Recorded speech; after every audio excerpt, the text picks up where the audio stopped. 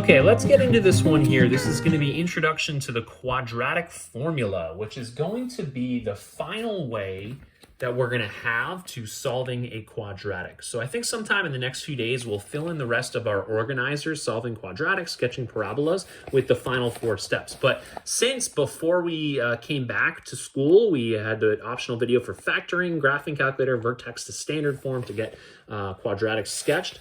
Since we've done that, we've done taking the square root. That was the very first lesson to solve something like this, adding 16 to both sides, taking a square root to figure out our 2 roots, and then completing the square is the other new one over the past several lessons here of how to go from this and making it a perfect square. I know that this would have to go from 14 to 25, for instance, because this would have to be x minus 5 squared. That's what you're trying to get to. And then we're going to work the quadratic formula in this assignment. Okay, so what I'm going to do in this first one here is I'm going to read through the whole thing because I'm going to tell you, instead of spending a ton of time on this problem, I want you to maybe think, is there a shortcut? Is there a shortcut to this? How can I best make use of structure to make my life easier here? And it's trying to get you started with the structure right at the beginning of this assignment, okay? So here, the very first part of the lesson, it says, in the previous lesson, you developed methods to solve quadratic equations, right? We have 5 of them. Getting the 6th today. Today we'll learn a new method to solve them. The 6th method, learning the quadratic formula. A quadratic equation can be written in perfect square form. I talked about that briefly at the end of the last lesson. But perfect square form is written like this. The quantity ax plus b squared, so you have a binomial being squared, is equal to a constant. And that's a way, we don't put that onto our organizer about forms of functions because this isn't actually a function right here. We have only one variable, and that's being x, and then a, b, and c are all parameters. So anyways, a quadratic equation, right? That's the difference between a function, which is a relationship between x and y, and equation, which is a special type of equation where you just have x being squared at some point and it's equal to something, right? It could be a variable, it could be just a constant. In this case, it's a constant, okay? So what you can do with quadratics, and we just do them with quadratics when their leading coefficient is a number of 1, but you can complete the square and write a quadratic in perfect square form. So what it says down below here is write the following equations in perfect square form. Then determine the number of solutions for each quadratic equation. You do not need to actually solve the equations. Explain how you can quickly determine how many solutions a quadratic equation has once it's written into perfect square form. Okay, so I'm going to start with the whole thing that you have to do first. Perfect square form. So we have to complete the square, write things in perfect square form. At the end of the last video, I talked a bit about a shortcut, and I want to get to that now. So maybe we'll do that in place of this one here. This one here, you can start with completing the square. And in this one, I know if I set up my rectangle and I have x squared down here, and I have negative 6x's to work with, again, you have to break the x's in half. You have to put negative 3x's to the right and negative 3x's above. And that's going to tell you how you're going to complete your square. And you're going to look to complete the square x minus 3 squared. So the number you need to get to here is going to be positive 9, right? Negative 3 times negative 3 is positive 9. So to complete this square, what you need to do is subtract 1 from both sides. So now you have x squared minus 6x plus 9 equal to 2. And then you write this in perfect square form, x minus 3 squared equal to 2. So that's part 1, getting this written in perfect square form. I'll get to part 2 later.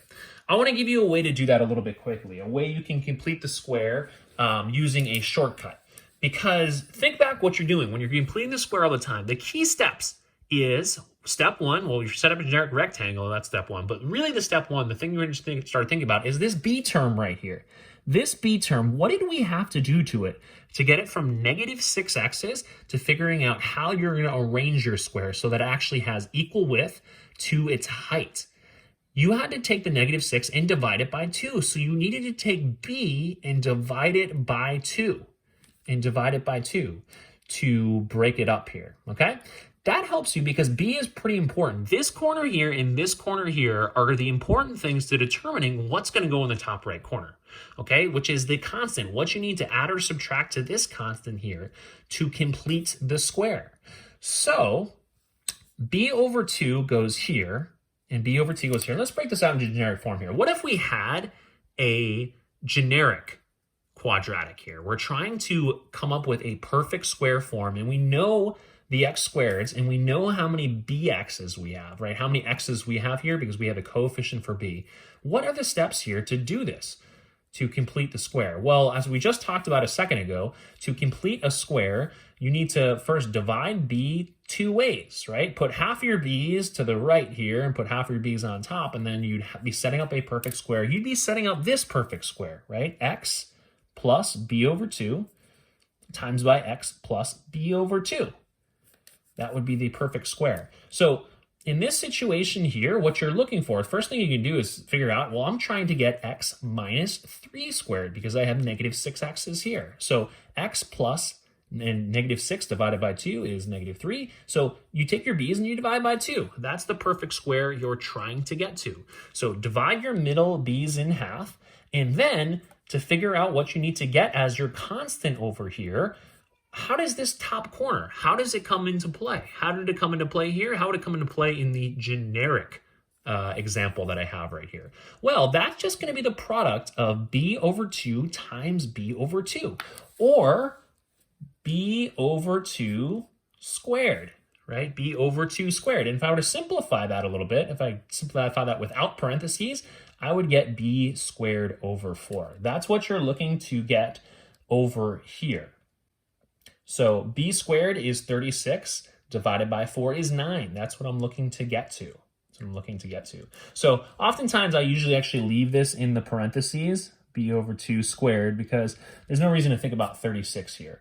So you could think about it as that way, you could think about it as that way. And that's the way that I'm going to leave it here in this formula. Okay, so I'm actually going to see if I can use this formula to complete the squares on all of these rather quickly. And then we can talk about part 2, which is how many solutions it has. So let's check this out. Okay, what's my b here? My b here is 12. So the perfect square I'm looking to form is m plus, well, half of 12 is 6, so it must be 6 squared. That's what I'm looking to find, okay? And 6 squared, so half of 12 is 6. And if I squared that, I get 36. So I need to change this to 36, okay? So mathematically, what I need to do to both sides of the equation is I need to subtract 1 from both sides. And that would tell me that m squared plus 12m plus 36, I'm just showing you the 37 minus 1 up here is equal to 36, is equal to negative 1. Okay, and if I factor that, I'd get m plus 6 squared, and that's equal to negative 1. There, I've taken care of part 1, which is writing that in perfect square form. This one right here, let's do this one. Okay, so this one is a little bit more tricky because we have a 4p squared here. 4 doesn't divide into 81, so I know I'm not going to do what I did at the end of the last lesson, which is try to get your leading coefficient to be 1. But your leading coefficient here is actually a perfect square. It is 2p. Would be the square root of 4p squared. So in this one, I might not do the shortcut just because it's a little more complicated because our leading coefficient here is 4. But in this one here, if I were to complete the square, I would be trying to get 4p squared, and I'd break up 36p, so that gives an 18p here and 18p up here. And that, my friends, would be a really big number. So I'd have 18 times 18, and we'd have to get to 324 up here. Alternatively, what you could have done here, actually, I'm just noticing now, is I could have divided both sides by 4, sure, and I would have had a decimal over here, but that would have been fine because I would have had p squared plus 9p, and I could have just still completed that square on the left side. But instead, I'm doing it this way. So down here, I have 2p plus 18 times 2p plus 18 would be the perfect square that I'm getting here. So I have 2p plus 18 squared is equal to, I have to add 324 to both sides. I did not show that yet, so I'm going to do that here. Plus 324 plus 324, and 81 plus 324. Oops, sorry, negative 81 equals 243. And that's a perfect square form right there. There are other perfect square forms you could have gotten to, but that's the perfect square form here. Okay, so this would have been the same deal, actually. We could have followed this rule for this one because it has the 4p in here. You just have to take the square root of the front number and then divide the 36p by 2 and square it, and that's what you're adding to both sides. So that's need to appear here, and then you have the square completed. Last one, let's do this one. So here, my middle term is negative 3k, so I'm going to divide that by 2, and that's negative 3 over 2. And I'm going to square it because that's going to need to be over here in order to complete the square. So negative 3 squared is 9, and 2 squared is 4. So what I need to add to both sides is 2.25, or this needs to become 2.25. A few ways we can do it. We can subtract 9 from both sides and then add 2.25 to both sides. But what I'm going to do in this one is that I'm just going to subtract 6.75 from both sides minus 6.75, and I would get k squared minus 3k plus 2.25. And that's equal to negative 6.75. And I'll write that in perfect square form. K minus 1.5 squared is equal to negative 6.75. Right? Negative 3 over 2 is just negative 1.5. So there we go. We have 1, 2, 3, 4 perfect square forms. Okay, part 2 is explain quickly how you can determine how many solutions. So part 2 is how many solutions. Let's see here. What if we kept solving this one? What would we do to both sides? Well, we take a square root, so take a square root of both sides, and then we have to put a plus or minus in front of the square root of 2, and then we'd solve for it here. So we would have how many solutions if we had plus or minus the square root of 2 here, and then we added 3 to both sides? Well, we would have 2 solutions. Okay, so you that one we've solved several times. Right, we've gotten those ones done. I think you accept that. What about this one here? What's going to be the problem here when we try to solve this? Well, if I introduce a square root to both sides, if I'm trying to solve both these, I'm going to put a plus or minus in front of the square root. That's important. It's in front of the square root. I'd have this, right? M plus 6 equals plus or minus the square root of negative 1. And at this point in Algebra 1, are we allowed to take the square root of negative 1? Are we allowed to do that? Nope, we are not allowed to do that. So here, this is no solution. There are no solutions here because that is not a real number. We are not allowed to take the square root of a negative number. It does not exist. Remember, a negative number must be a positive number times a negative number would give us a negative number. So there are no numbers, right, that can get multiplied to themselves to become a negative number. So negative 1, you can't take the square root of it. Not allowed to do it. Okay, this one here, you would have 2 solutions to, because this number is positive. C is positive. And then here, this would have 0 solutions. 0 solutions as well. There's no solutions because you cannot take the square root of a negative number in this situation. Okay, so things to keep in mind here: if C is positive, you'd have 2 solutions. C is negative, you would have no solutions. And that's all we've seen so far. You might be able to think of a situation where you would have 1 solution for C, but that didn't come up here, so I'm not going to write it down. Okay, let's move on to question 413, which is titled the quadratic formula. We've made it to this here. We've made it to the quadratic formula. Now, the quadratic formula is going to be our 6th and final way that we have to solve a quadratic equation or to find an x-intercepts of a quadratic function. that'll help us sketch quadratic graphs, which are known as parabolas, of course. So quadratic formula, we made it there. So this is the last of the ways that you're going to learn how to solve quadratic equations. And the reason why they actually waited until the end here is that the quadratic formula is actually a way to solve quadratics. Pretty much you can rely on using the quadratic formula for any quadratic that you have written in standard form. So a lot of the other ones that you've done so far, factoring, vertex's standard form, taking the square root, completing the square, those only work with certain quadratics, right? For instance, completing the square, those you only really know how to do if you have an x squared term at the very beginning, not a 2x squared term or a 3x squared term.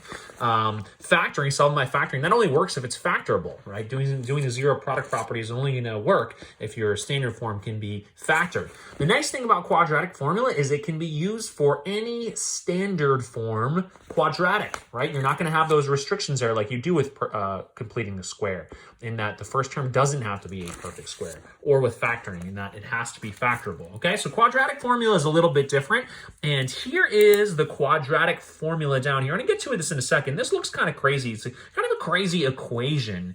The formula is written out in equation form. You might be wondering, what the heck does this all mean? How does this help me at all? Okay, we're going to get to that in a second, but first, I'm going to sing to you. That's right. I should have warned you earlier in this video that I was going to sing, but I'm going to sing to you because here I am looking at mathisfun.com, and this is a website that I really recommend you look every so often because I think the explanations they have are really easy, and you can remember things and really get connections very, very quickly by reading about it. Here's actually a way to remember this formula, okay? Let me clear my throat for a second. Okay, here's how I remember this formula. Is I sing this in the melody of Pop Goes the Weasel. Okay, Pop Goes the Weasel. Here we go. The quadratic formula says that x equals negative b plus or minus the square root of b squared minus 4ac all over 2a. Yeah, not bad, Mr. Fortin, okay? Coming up soon, I don't know if it's going to be extra credit or not, but coming up soon with your study group, you will have to sing the quadratic formula song as well. You'll have to record that, a Zoom conference of quadratic formula singing. Okay, so you might be wondering, that's a song, that's all nice and all, but how does that help me? How does that help me with equations? What's the deal? Mr. Fortin, why are you doing this? Right? That's the common question in classes. Why the heck are we doing this? Okay, read number 1 down here. It says, when the quadratic equation is written in standard form, it looks like this. We've been doing standard form for a while now. And remember, standard form is when you have your quadratic term written first. Okay, so your first term is ax squared, and then you'll have a 1 degree term right here, so a 1 exponent term here, so our x term comes next, and that's going to be bx, and then you have a constant as the third term. So the third term has no variable because technically it's x to the 0th power, just be 1, okay? So this is a quadratic polynomial. When you have a quadratic polynomial ordered so that you have your x squared term first, x term second, and then your x to the 0th term third, or otherwise known as the constant because it's just a number there, it's written in standard form. So when it's written in standard form, and this actually technically is a standard form right here, but it also, and let's bring it down real quick. Let's actually do this one example. We'll solve this one in terms of the quadratic formula. This isn't written in a way that you can use the quadratic formula, because the key thing here is that the quadratic formula is that the standard form quadratic needs to equal 0. So if you have a quadratic like this, you can solve it if it equals 0, because there's actually a formula, there's a shortcut, and we're going to show how you prove that this represents the solutions to a standard form quadratic. We'll prove this later on this year. For now, you're just going to use this formula and prove that you get the same answer. Okay, so let me prove it to you, actually. Let's do this top one. I'm just thinking about, to myself here, is about how can I show this to you where it makes sense why I use this formula? Well, you could have used this on this problem here without completing the square. So You couldn't use it right away because this quadratic is not equal to 0. So what could you have done to solve an equation like this using the quadratic formula? Well, you could have subtracted 3 from both sides. So instead of having this be x squared minus 6x plus 10 equal to 3, if I wanted to solve by quadratic formula, I could subtract 3 from both sides. And then I would get this into a standard form quadratic that's equal to 0. Now, all I need to do to solve this, and again, we'll prove this later in the year, it's just a shortcut that you can do now, is much like here, I have this written in a standard form now, and here, if I was graphing a parabola, I would just have to change y to 0, and then I could plug in to the quadratic formula, what I just sang to you right there, quadratic formula. So the quadratic formula is, it immediately allows you to solve for your roots, the roots of this polynomial, or that would be the x-intercept on the parabola y equals x squared minus 6x plus 7, okay? So to get your roots, we'll use the quadratic formula. And the quadratic formula is x equals negative b or minus b. So here it's minus b plus or minus the square root of b squared minus 4ac all over 2a. Okay, so you have a pretty big numerator here. And you've seen kind of these in the problem sets the past few days for homework. They've been having you just practice plugging in stuff that looks like the quadratic formula to your calculators. But let's plug it in here. So here, let me write down my a, b's, and c's real quick. My a in this situation is 1 because this is 1x squared. My b in this situation is negative 6 is my b. So we have a, we have b, and finally we have c. And c is the constant. So just knowing what those coefficients are and what the constant is, we can use this formula to solve an equation. So x equals negative b, which this is negative 6. So I'm actually going to have to do a negative in front of that. So that would technically become positive 6 because it's minus b, and b is negative, we're subtracting a negative, this would become positive, and that's going to happen later. Then we have plus or minus. Remember, if when we're solving for roots of a quadratic, we often have 2 answers. So this plus or minus reminds us that we're going to have 2 x-intercepts here. We got 2 answers, 2 solutions up here. We didn't go through and we didn't fully solve this one, but right, if we solve this one, we'll get the same answer by using the quadratic formula down here. So this is plus or minus. And then b squared is, we'd have to do our negative 6 squared. And then we have minus, this is all within the square root here. This is all part of the radicand. It's called the radicand. And then 4, and then a is 1. So 4ac, and then c is 7. So I plug in all of that. Here we go, negative b or minus b plus or minus the square root of b squared minus 4ac. And then that's all over, so you have this big old fraction. And that's all over 2a. And a here is 1, so that means we're eventually going to have 2 in the denominator. Okay, so this is plus or minus thing. You break this apart at some point. I'm not going to break it apart yet as I'm solving this original quadratic. Because I can simplify before that. So here I have negative, and I would just do it all out for now. I wouldn't plug this into your calculator right now, especially because we have the plus or minus. I would simplify before putting in your calculator because then you arguably make fewer mistakes. Okay, so negative times a negative is a positive, so I have positive 6, and I'm going to put plus or minus, and I'm going to put the square root, and then here we have negative 6 squared. That's 36. And here we have minus 4ac, and minus 4 times 1 is negative 4, right? Negative 4 times 7 is negative 28. And that's what we're going to have here. And in the denominator, we have a 2. Okay, let's simplify that further. Here, we can simplify this before taking the square root. 36 minus 28 is 8. So we have 6 plus or minus the square root of 8 over 2. And that could be our answer. We could box that up And that's our answer for our two roots, okay? So the square root of 8 is not a perfect square, so it's an irrational number. So we can't add a rational number to an irrational number without approximating it. So this is our exact answer. And in fact, how many answers do you see there? Well, you see two. You see two, because remember, this is our roots here, our solutions to this equation. If we plugged this in for x, it would make the equation true. So not just if we plug this in, we plugged both of their answers in. So remember, 6 could be plus root 8 over 2, could be one of the roots, or another one of the roots. So our solutions for x here is that. So remember, it all starts with x equaling, and then we plug into the rest of the formula. And that's what we're doing. We're solving for the value of x, what x needs to be to make this equation true. So x equals 6 plus the root 8 over 2, or 6 minus root 8 over 2. We would have two roots to this problem. All right, let's move on to the next page. That was your introduction to the quadratic formula. So now it actually, we did this one here. This is actually oh wait, no, never mind. We didn't do this one. This is a different one.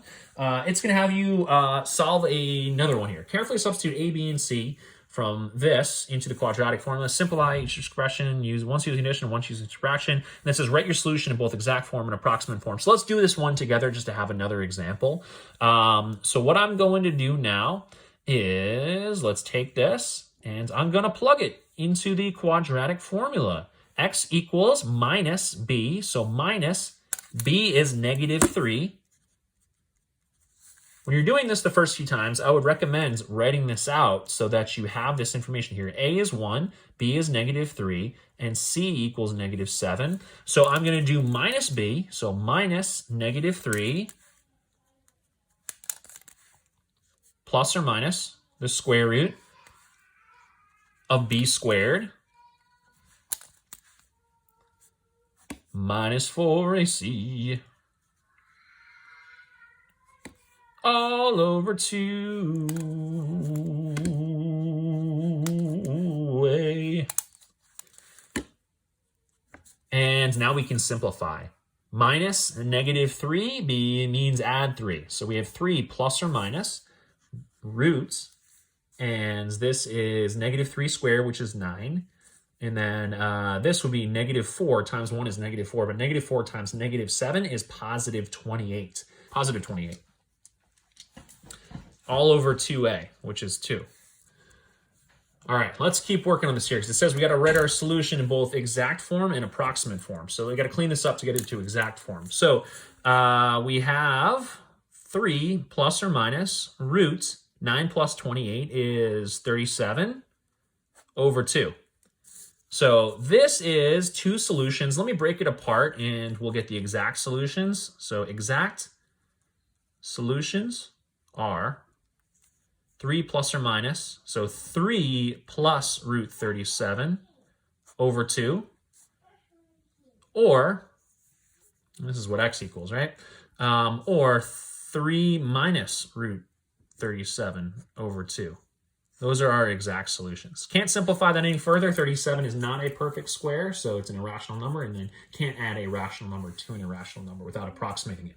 Okay, so now we have that. We can get our approximate form answers. So I'll do that in blue here. So approximate solutions to that equation gonna be, using the calculator, 3 plus root 37 divided by 2.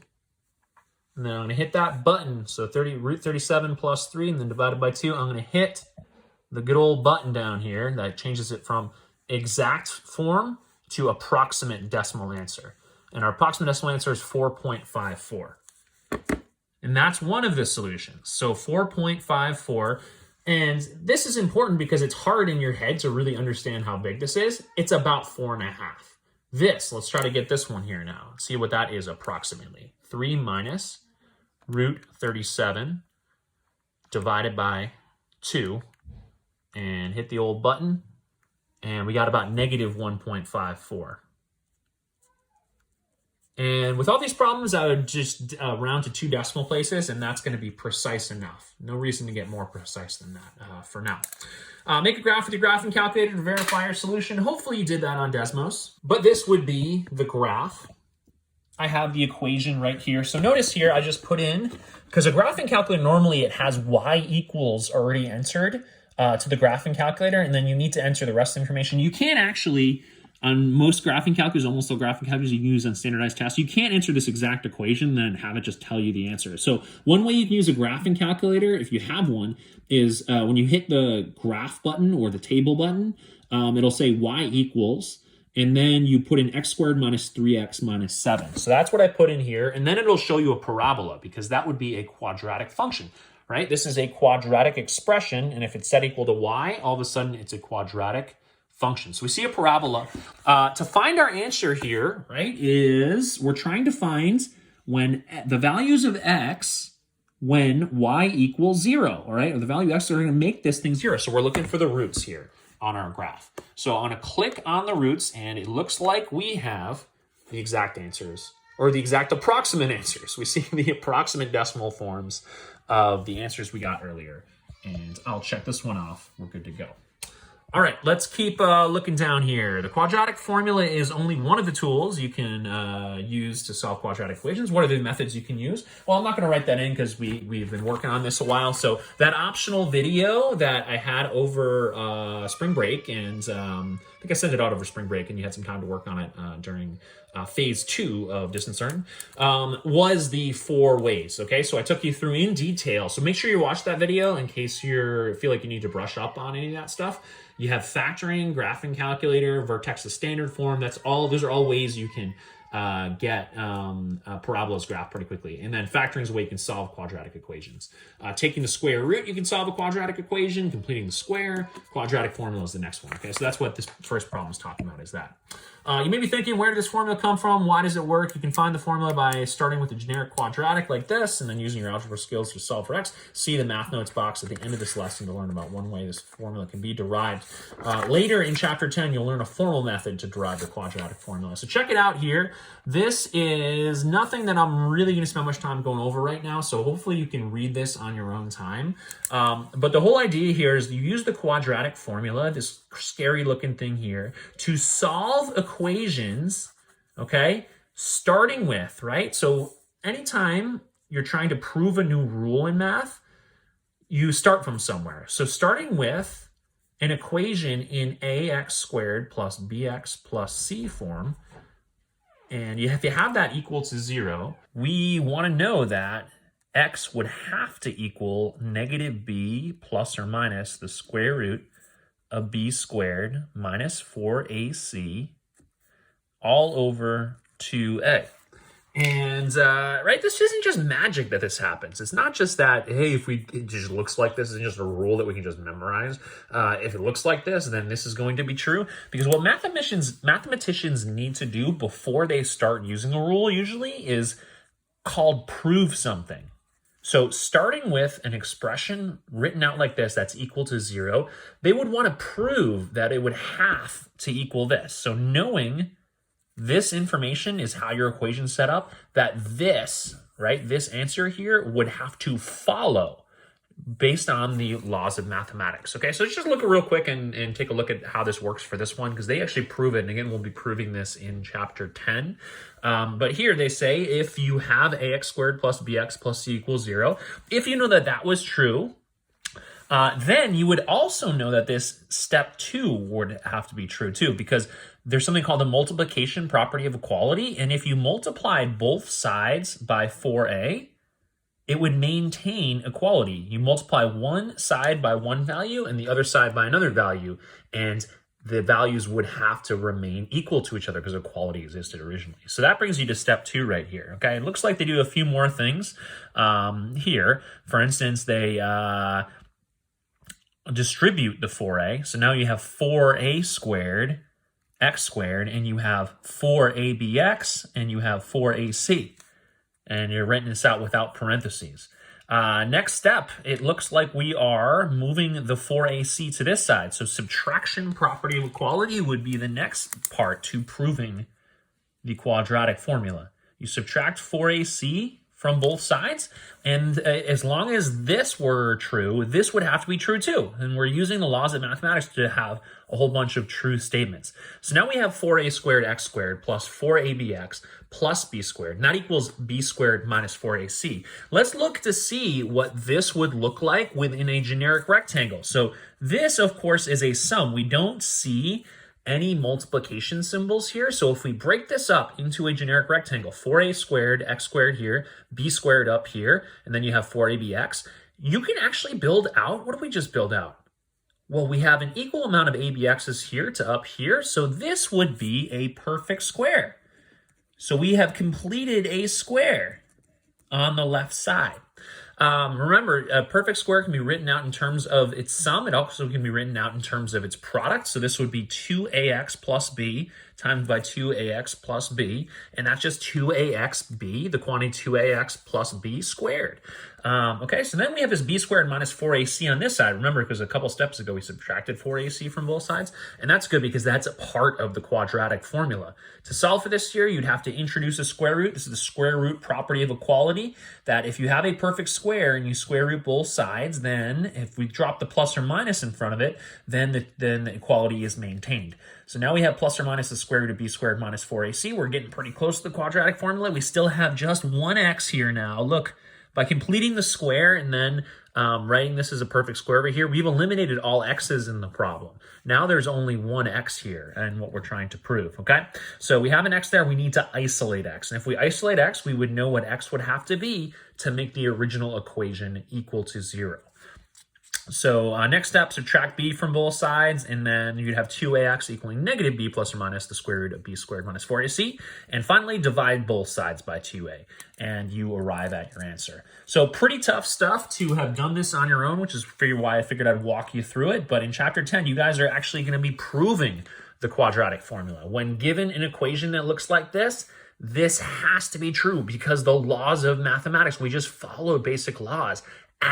Multiplying to both sides, subtracting from both sides, completing the square, right? The square was already complete here, actually, so we just factored this side and wrote it in an equivalent way down here, taking the square root of both sides and acknowledging that we have a positive or negative number that would be squared that could become this. And then eventually subtracting b from both sides and dividing both sides by 2a, getting to the quadratic formula. So this assignment wraps up with these 4 questions. That's it. We've arrived at the last question here, 915, using the quadratic formula. You just have to do these 4 to wrap up this assignment. Hey, let's do the first one here because you might as well have an example, and then I'll let you guys try out these ones on your own. I'll show the answers afterwards.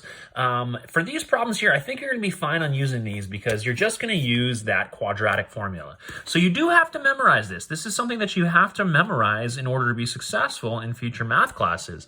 And that's part of the reason why a Tuesday or Thursday coming up near us pretty soon is with your group, you're going to have to film a video. That's right. An excellent Zoom video of you singing the quadratic formula song. You want me to sing it again? I'm going to sing it again. When quadratic's written in the form ax squared plus bx plus c equals 0, then x equals negative b plus or minus the square root of b squared minus 4ac all over 2a. Okay, so that was good that I knew how to sing the song because I almost made a mistake right there. I almost did b squared plus 4ac. It's b squared minus 4ac. So b squared minus 4ac. Anywho, I don't need to sing anymore. Let's get these ones done nice and quickly. These are actually all written in standard form, and standard form, and it's set equal to 0. So these are standard form quadratic equations. A here is 3, B here is 7, C here is 2. Really, it gets a little tougher when you have negative values because in this one, A is going to be 2, B is going to be negative 9, and C is going to be negative 35. So I wanted to call that out before you try this problem here. This is the one we said we'd do together, so let's just do it. So when you have it written like this, our solutions to this, because we know the laws of mathematics we could rearrange this equation. If we have it in this format, x is isolated now. We have an answer for x. So x equals minus b, so minus 7, plus or minus the square root of b squared, which is 49. I'll just write 49 in. You can save a little bit of time. B squared minus 4ac. So I'll write that all out because you might as well do the work here. 4a is 3 and c is 2 all over 2a. So 2 times by 3. Then you got to solve this one. You got to do the arithmetic here and you get it all done. So -7 plus or minus. And then this is 49. So we're going to do 49 minus, and then 12 times 2 is 24 all over 6. So here we have -7 plus or minus 49 minus 24. That's a nice number, very nice number. That's 25, and that's all over 6. 25 is a great number because 25, the square root of the principal square root of 25 is 5, but the negative square root is -5. So our answer is not fully simplified yet, but it would be -7 plus or minus 5. 25, square root of 25 is 5, so that means that our answer here is actually going to be a rational number, not an irrational number, over 6. Okay, at this point, we need to break this apart to two equations. So x is going to have to equal -7 plus 5 over 6, or x equals -7 minus 5 over 6. This one here, let's just finish this one here. -7 minus 5 is -12 over 6 equals -2. So that's one of our solutions. Other solution, -7 plus 5 is -2. And -2 divided by 6 is the equivalent to -1 divided by 3. So -1/3 is our solution there. Okay, so our solution for x here, x could equals -1/3 or -2. Try the rest out now, guys, and then check answers right afterwards. Ready, set, go.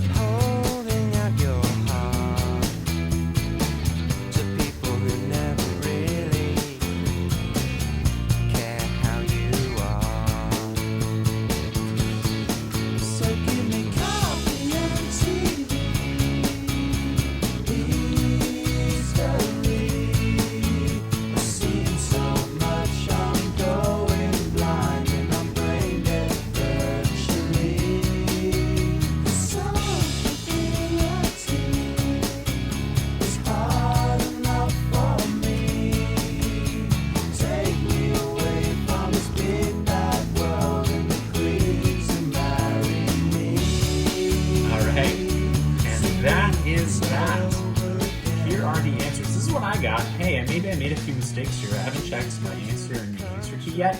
And you might be thinking at this point, why is the quadratic formula? Why don't we just use that for every single quadratic? Because actually on this one here, and this one here, and this one here, you could have actually solved these by factoring, right? Factoring by zero product property. That's what we've been doing all along. You can do it by quadratic formula. And you might be thinking, why do we have so many ways now to do this? Part of the problem, think about what the problem is with using the quadratic formula on a lot of these here. Well, just look at this. Look at what I've written out here. Okay, so using the quadratic formula is pretty messy. This is a pretty messy formula to use to solve problems again and again and again. So this problem, I would argue all these problems would actually be faster and easier to do by factoring using zero product property. But that doesn't always work. So quadratic formula will be a good method to use in the future. Okay, so take a look at all these. There were some interesting things to point out here. For instance, not really on these ones and kind of broken apart, not really to go over, nothing really to go over. But we ended up with a lot of perfect squares. It's one thing to look for. With square root of 25, of course, was 5 in this one, and square root of, you should have gotten of 361 is 19. So you're breaking apart and you're getting 2 solutions for these first 3 problems here. Hey, last problem, that's definitely something I want to talk about. This last problem, D, let's look a little bit closer at D. This one here, you should have gotten no real solutions as your answer to this particular quadratic equation, x squared minus 5x plus 9. There's nothing we can actually plug into x here to make this expression equal to 0. There's no way, regardless of what you plug in for x, there's no way to get it to equal to 0, at least in the number system that we know now. None of the numbers that I've taught you so far. So you can't plug in a decimal, you can't plug in an irrational number, you can't plug in a negative number. It's not going to get you to 0. So let's look to see about where you actually verified this, or like if you're thinking, hey, I didn't get this one, I didn't really understand it. The reason why I know this is no real solution is because the quadratic formula tells us that x would have to equal negative, or the minus of b, so negative 5, plus or minus the square root of b squared minus 4ac. Here, I did it again. I put plus instead of minus, but I fixed my answer shortly afterwards because I'm used to doing these here. So anyways, b squared minus 4ac is what appears underneath this guy. This guy's a pretty important part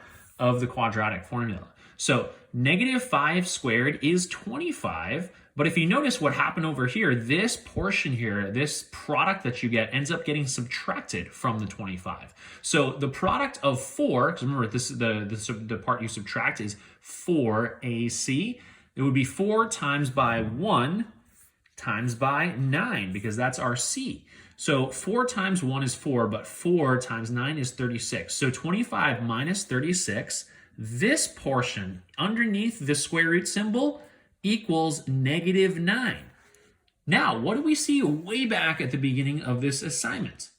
Well, when we try to take a square root of a negative number, we get an error, right? We get a domain error on our calculators.